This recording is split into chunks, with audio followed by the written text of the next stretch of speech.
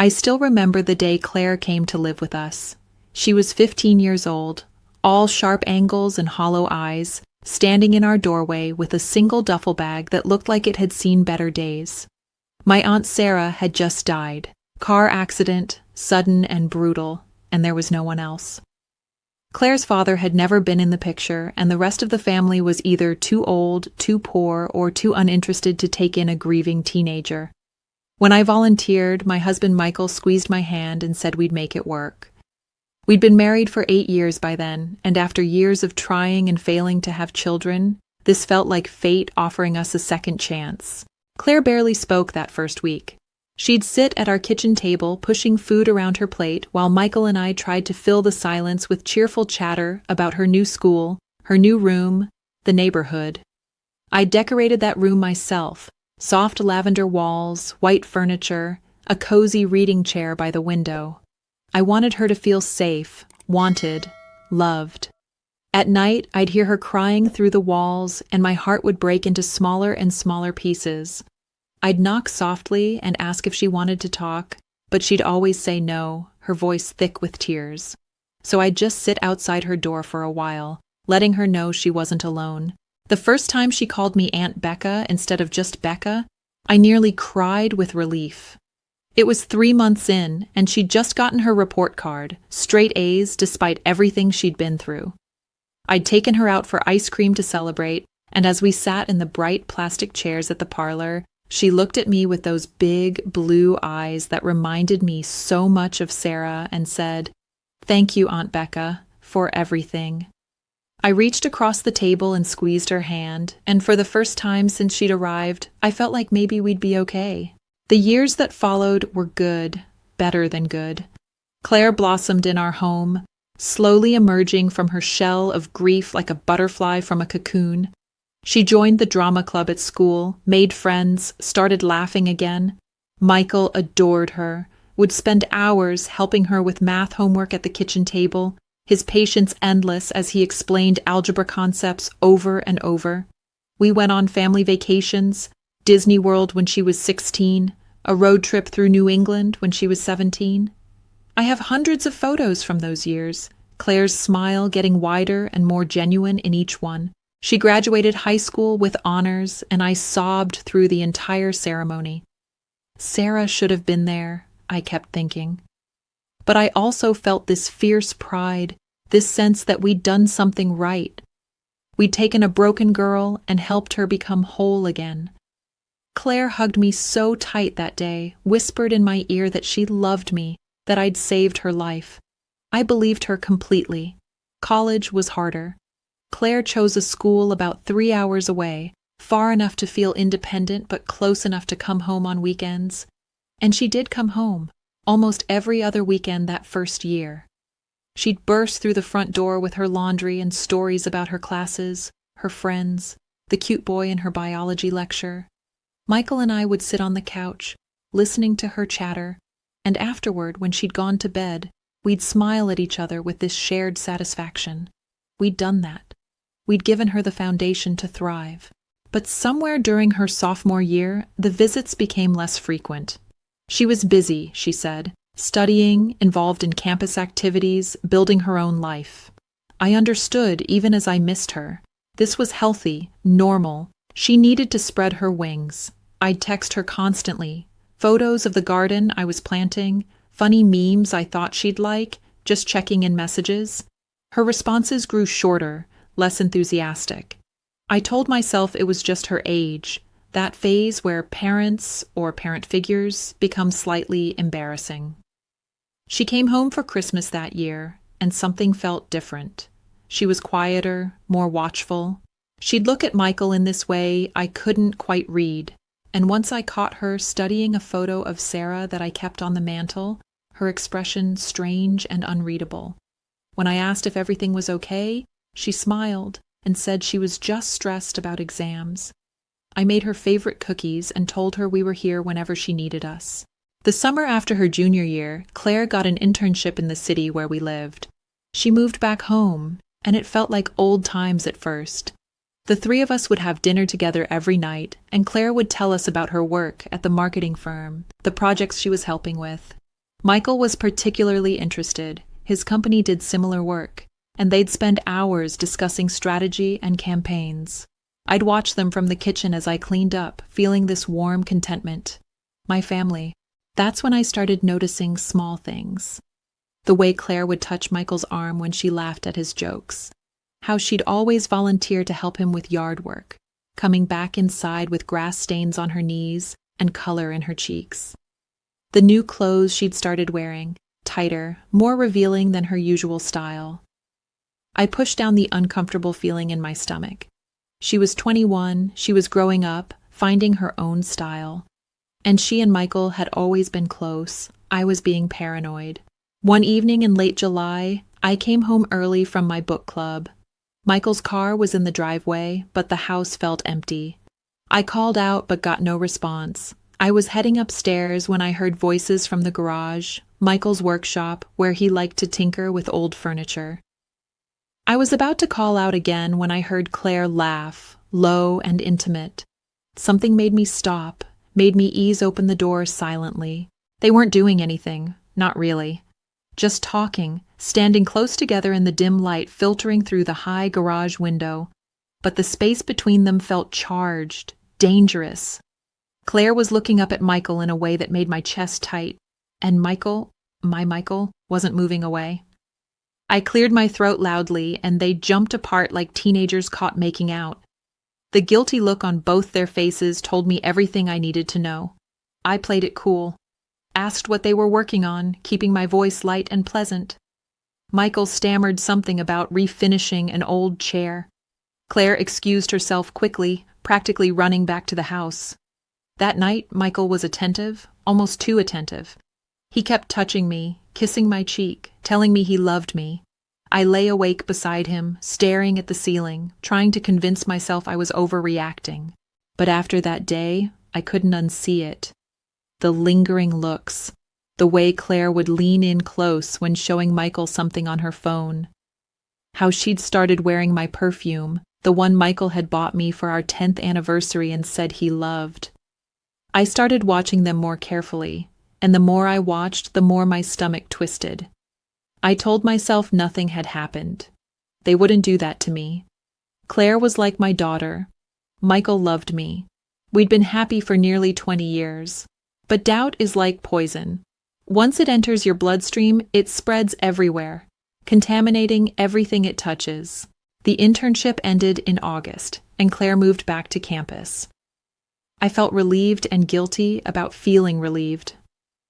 Michael seemed subdued, quieter than usual. Our conversations felt strained, like we were both avoiding saying what we really meant. In September, I suggested we take a weekend trip, just the two of us. Michael said he had too much work. I tried not to think about how readily he'd taken time off when Claire was here. Claire graduated that May, and we threw her a party. She'd already secured a job at a prestigious firm in Manhattan, would be moving there in June. I should have been proud, and part of me was. But mostly I felt this awful relief that she'd be far away, that maybe with distance things could go back to normal between Michael and me. The night before she left, Claire asked if we could talk, just the two of us. We sat on the back porch, glasses of wine in hand, watching the sunset. She thanked me again for everything I'd done, told me she knew how lucky she'd been to have me in her life. Then she looked at me with those blue eyes and said, "I need to tell you something, Aunt Becca. Something I should have told you a long time ago." My heart stopped. This was it. She was going to confess about Michael. I gripped my wine glass so hard I thought it might shatter. But instead, she said, "I know you blame yourself for my mom's death. I know you think if you'd called her that night, convinced her not to drive, she'd still be alive. I want you to know that I never blamed you. That was never your fault." The wine glass slipped from my hand, shattering on the porch. I stared at her in shock. I had never, not once, told anyone about that guilt. The night Sarah died, she'd called me upset, wanting to come over and talk. But I'd been tired, had told her we'd catch up the next day instead. 6 hours later, she was dead. I'd carried that secret shame for over a decade, had never even told Michael. "How did you know?" I whispered. Claire smiled, and there was something in that smile that made my blood run cold. "Mom told me about your conversation. She called me after she talked to you, said she was driving over anyway because you were being difficult. She was angry, driving too fast. I heard the whole thing happen over the phone." The world tilted. "What?" "I just wanted you to know," Claire continued, her voice pleasant, conversational, "that I heard you tell her not to come. I heard her say she was coming anyway because you were being selfish and she needed her sister. And then I heard the crash. I heard everything, Aunt Becca. I've always heard it." She stood up, brushed off her jeans, and went inside, leaving me sitting there in a pool of spilled wine and shattered glass. When I finally got up, shaking, I found Michael and Claire in the kitchen, talking in low voices. They stopped when I entered. Michael's hand was on Claire's shoulder. Claire left the next morning. I didn't hug her goodbye. For weeks after, I couldn't think straight. Claire's words echoed in my head constantly. She'd blamed me. All these years, she'd blamed me while pretending to love me, to be grateful. Had everything been a lie? Every hug, every "I love you," every moment I'd treasured, had it all been false? I tried to talk to Michael about it, but he brushed me off, said Claire was just processing trauma, that I shouldn't read too much into it. But he was distant, distracted. He'd stay late at work, come home exhausted. We barely spoke. When we did, we fought about nothing. Dishes in the sink, bills, whose turn it was to call the plumber. Our marriage felt like it was unraveling, one thread at a time. In July, Michael said he had a conference in New York. He'd be gone for a week. I nodded, didn't even argue. The morning he left, I noticed him packing his nice cologne, the cashmere sweater I'd bought him for Christmas. He kissed my cheek and told me he'd miss me, but his eyes slid away from mine. I knew. God help me, I knew. I lasted 3 days before I called in sick to work, got in my car, and drove to Manhattan. I'd been to Claire's apartment once, when we'd helped her move in. I sat in my car across the street, feeling pathetic and desperate and furious all at once. Around 7 p.m., the door opened and Michael walked out. He looked relaxed, happy in a way I hadn't seen in months. He walked 3 blocks to a nice Italian restaurant, the kind of place he used to take me for anniversaries. 10 minutes later, Claire arrived. She was wearing a red dress, her hair styled in loose curls. Michael stood when he saw her, and even from across the street, through the restaurant window, I could see the way his face lit up. They kissed, not a friendly peck, but a real kiss, his hand cupping her face like she was something precious. Then they sat down, and he reached across the table to hold her hand. I thought I'd feel angry. Instead, I felt numb, hollow. I watched them eat, watched them lean close and whisper, watched them kiss again when the check came. I watched Michael follow her back to her apartment. I sat in my car until midnight, and when the lights in her apartment finally went out, I drove home. The house felt empty in a way it never had before. I walked through the rooms Michael and I had built our life in, the kitchen where we'd cooked countless meals, the living room where we'd curled up for movie nights, the bedroom where we'd made love and talked about our dreams. It all felt contaminated now, ruined. Michael came home 4 days later, full of stories about the conference. I let him talk, nodding in the right places. When he was done, I said, "How was Claire?" and watched his face drain of color. He tried to lie at first, said he didn't know what I was talking about, but I'd always been able to read Michael, and right now he was an open book of guilt and panic. I told him I'd seen them, described the restaurant, the dress Claire wore. He crumpled like paper. It had started at Christmas, he said. Claire had come to his workshop, upset about something at school. He was comforting her, and she'd kissed him. He'd pushed her away, told her it was wrong, but she'd kept pursuing him, sending him texts, finding excuses to be alone with him, and gradually he'd stopped resisting. The affair had been going on for 1.5 years. "Do you love her?" I asked, my voice eerily calm. He hesitated. That hesitation told me everything. Get out, I said. Becca, please, get out of my house. He left that night. I filed for divorce the next morning. The next few months were a blur of lawyers and paperwork and dividing up our life. Michael moved into a hotel at first, then got his own apartment. He tried to talk to me, to apologize, to explain. I refused to see him. Claire didn't try to contact me at all, which somehow hurt worse than everything else. In October, I was going through boxes in the attic, sorting out what to keep and what to discard from my failed marriage. I found an old shoebox full of Claire's things from high school, report cards, programs from school plays, photos. At the bottom was a journal, the kind with a cheap lock that any paperclip could open. I knew I shouldn't read it. I read it anyway. The first entry was dated 2 weeks after Claire moved in with us. My hands shook as I read her teenage handwriting. Aunt Becca is so nice, it makes me sick. She keeps trying to make me feel at home, but this will never be home. Home is where Mom was, and Mom is dead because of her. If Becca had just let her come over that night, if she hadn't been so selfish, Mom would still be alive. She doesn't even know I know about their fight. I heard Mom on the phone, crying, saying Becca wouldn't listen to her. And then she got in the car, angry and upset, and then she died. Everyone talks about what a saint Becca is for taking me in, but she's just trying to ease her guilt. I hate her. But I'm going to make her think I love her, because someday, when she least expects it, I'm going to make her feel the pain she made me feel. I'm going to destroy her like she destroyed me. My vision blurred. I flipped through more pages, my stomach twisting tighter with each entry. Uncle Mike is nice. Maybe too nice. Aunt Becca doesn't deserve him. I wonder if I could... No, that's crazy. But maybe not.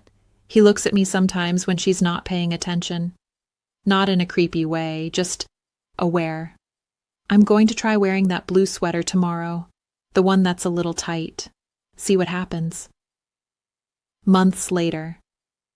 Aunt Becca hugged me today and told me she was proud of me. I almost felt bad for a second.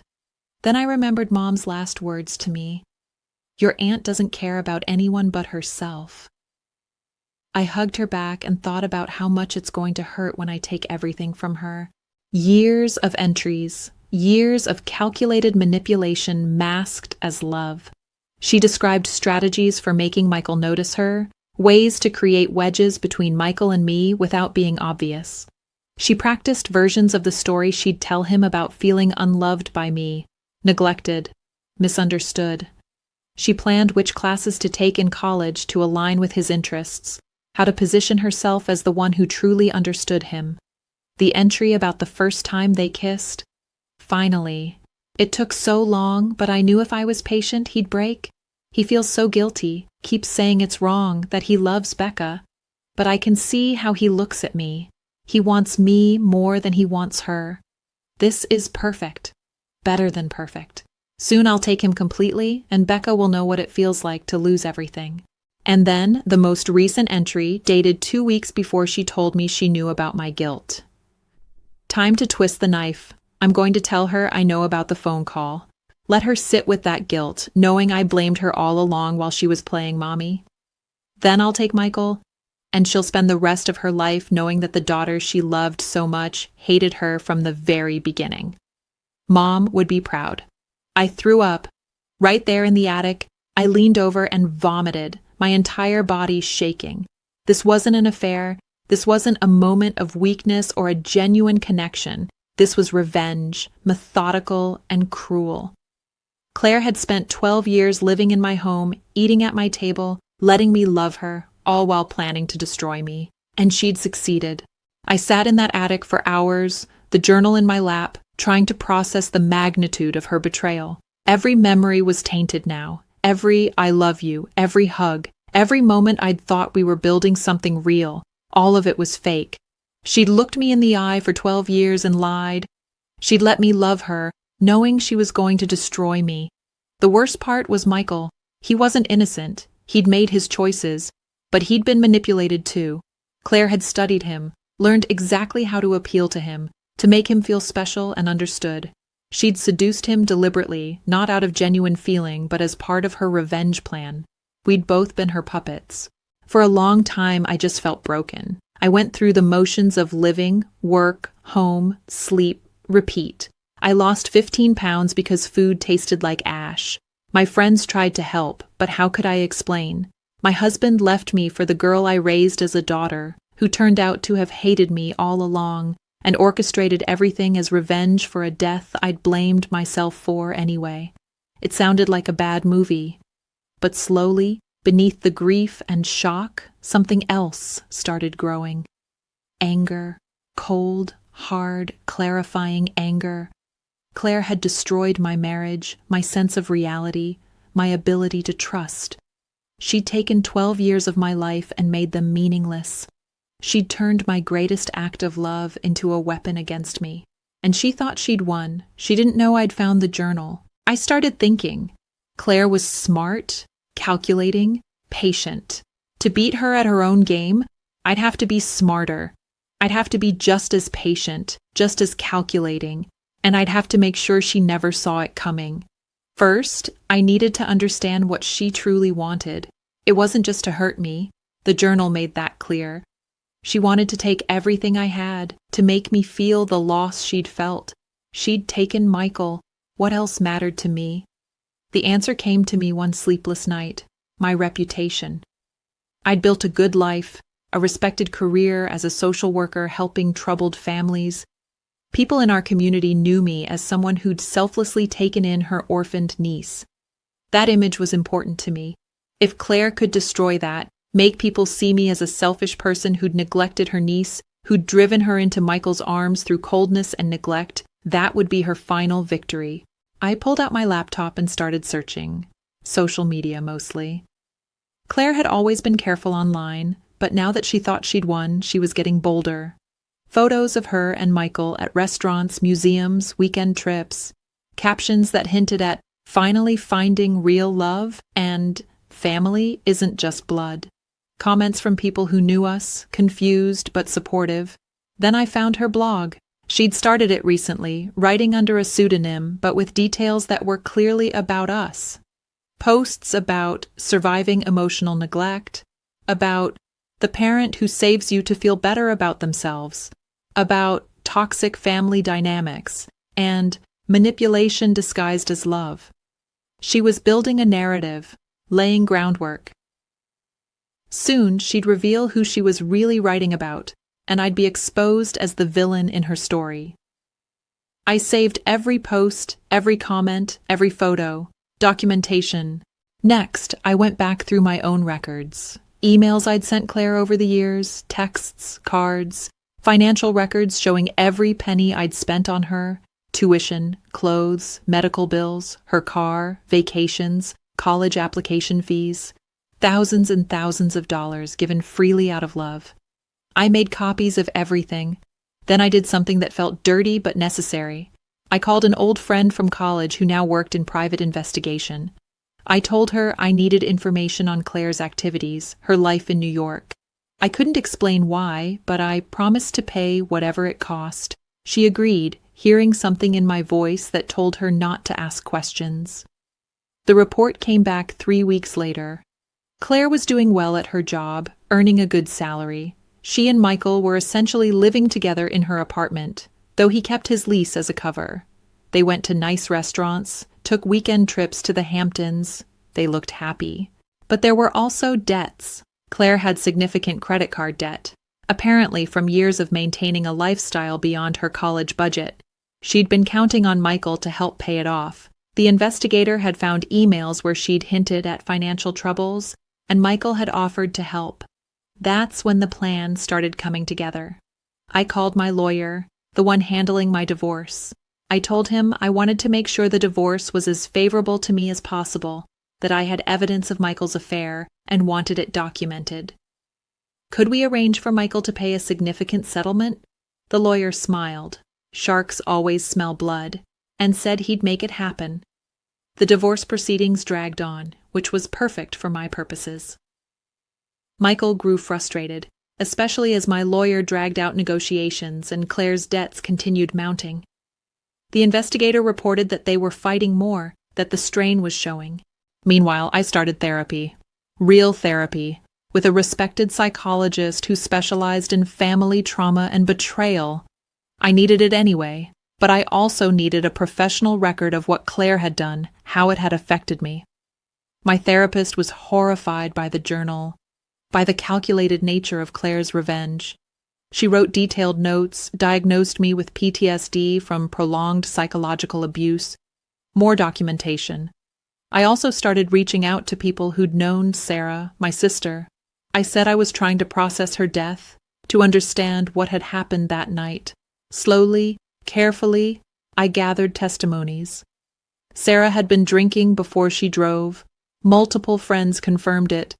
She'd been upset, yes, but about many things, not just me. One friend told me Sarah had called her too that night, ranting about financial troubles and a fight with her boyfriend. The narrative that I'd killed Sarah by refusing to see her started looking much less solid. I compiled all of this: the journal, the financial records, the therapy notes, the testimonies about Sarah, the evidence of Claire's blog, and her plans to go public with her false narrative. I put it all in a folder and waited. The divorce finally settled in April, nearly a year after I'd found them together. Michael had to pay me a substantial settlement, enough to wipe out most of his savings and leave him in a financial bind. The investigator reported that he'd promised to help Claire with her debts, but now couldn't. They fought about it. She felt betrayed, apparently. The irony wasn't lost on me. Then, in June, Claire's blog posts suddenly stopped being anonymous.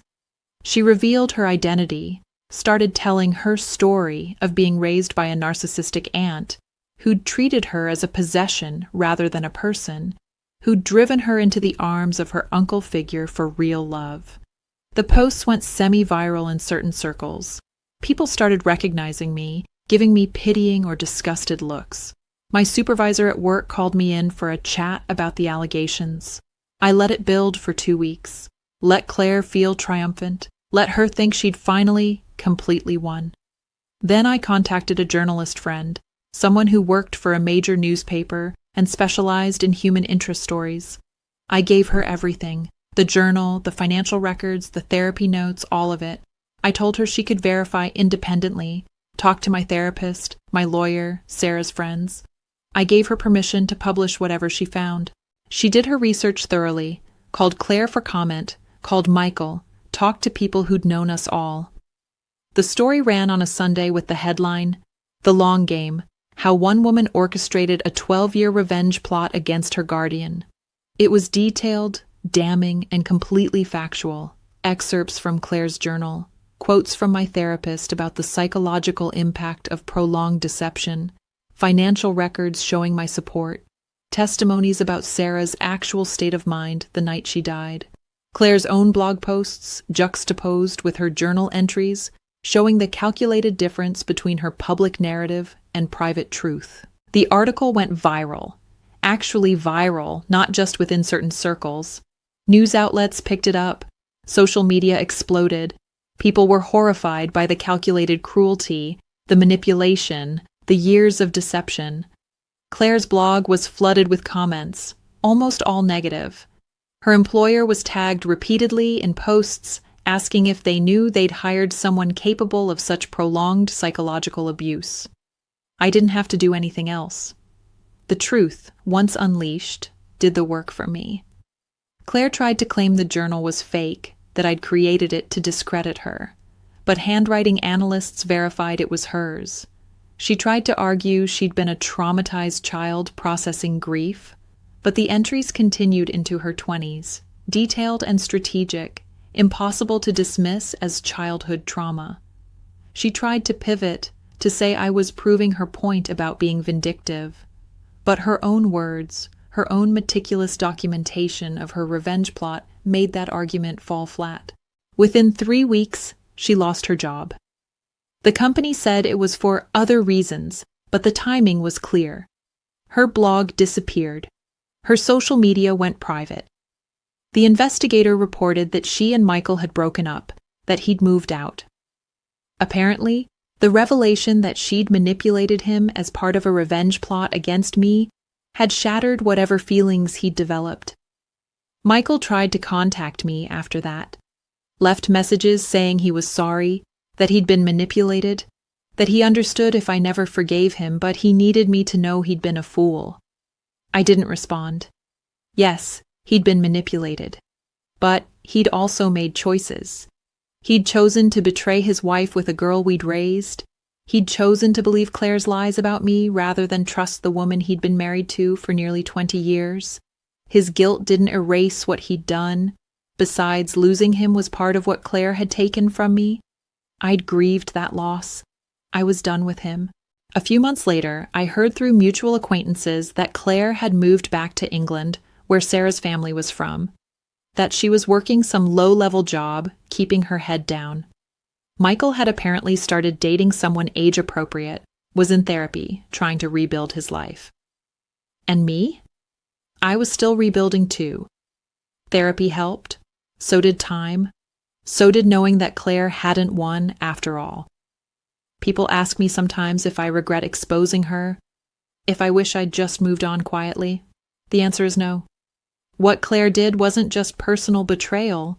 It was systematic psychological abuse spanning over a decade. She'd carefully, deliberately inflicted pain on someone who'd loved her, who'd opened their home and heart to her. She'd manipulated everyone around her, destroyed a marriage, planned to destroy my reputation and career. And she'd felt no remorse. Her journal was clear on that. She'd felt triumphant. She needed to face consequences, not for my sake, though I won't lie and say the vindication didn't help my healing, but for the sake of truth. For the sake of anyone else she might have decided to target if she'd gotten away with it. For the sake of making it clear that this kind of calculated cruelty isn't acceptable, isn't justifiable no matter what pain you've experienced. Did I love her once? Yes. The woman I thought she was, the grieving girl I'd taken in, the daughter of my heart, I loved her completely. But that person never existed. She was a fiction Claire created to hide behind while she plotted my destruction. Grieving her was grieving a ghost. The real Claire, the one revealed in those journal pages. I felt pity for her more than anything. To carry that much hate for that many years, to poison your own life with revenge, that's a tragedy. She spent 12 years living with people who genuinely cared for her, and instead of accepting that love, she'd nursed her bitterness until it consumed everything. She'd destroyed me, yes, but she'd also destroyed herself.